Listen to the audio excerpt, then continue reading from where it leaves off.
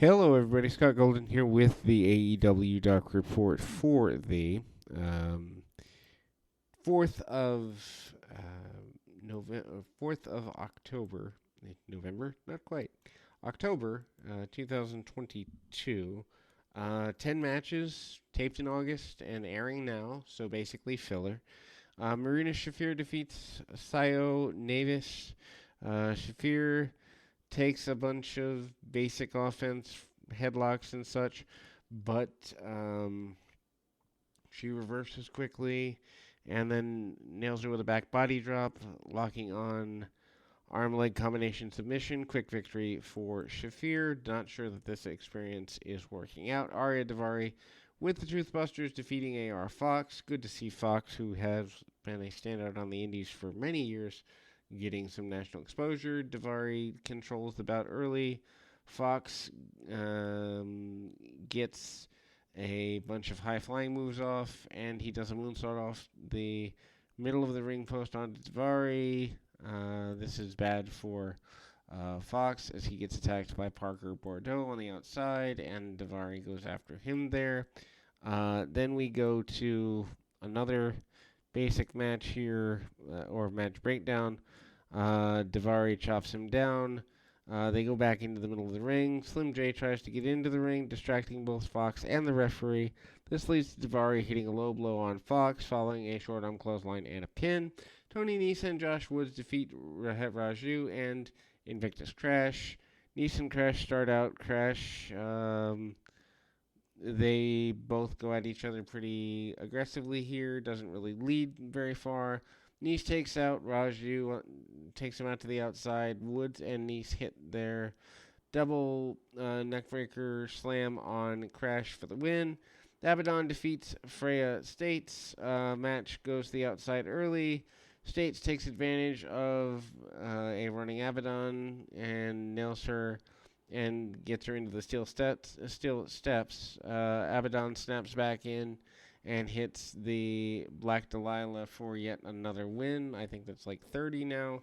Anyway, Slim J with the Truthbusters defeat Blake Christian.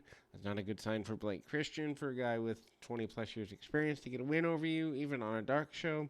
Anyway, Slim J controls Christian with a wrist lock early. Christian bounces out, and Christian follows up with a wrist lock of his own. Off we go, and Slim J keeps breaking rules along the way. Christian isn't down very long, regains composure and hits a flog splash on Jay, and goes for another top rope maneuver, but Sonny Kiss gets involved on the outside. Christian then misses a dive, with Jay hitting a flatliner. Slim J follows up with a neck crank, and that leads to the end of the match. Then we see the Wingman, Ryan Nemeth, and Cesar Bononi. Why are these people still employed? Defeating Eli Epsom and Chris Faro. Bononi and Faro start out, and Bononi chucks Faro across the ring, but Isom comes in, gets a little bit of offense in, but Bononi continues dominating. Faro hits a brutal neck breaker.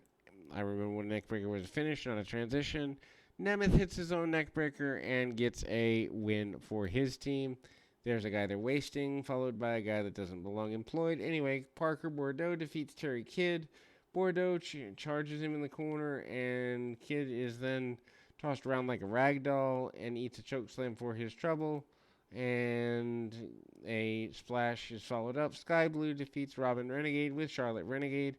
Earlier in the night, Renegade Trends are interviewed backstage, and they are in what they consider to be falsely accused of cheating. Blue then assaulted by Renegade during the entrance, and the bell rings.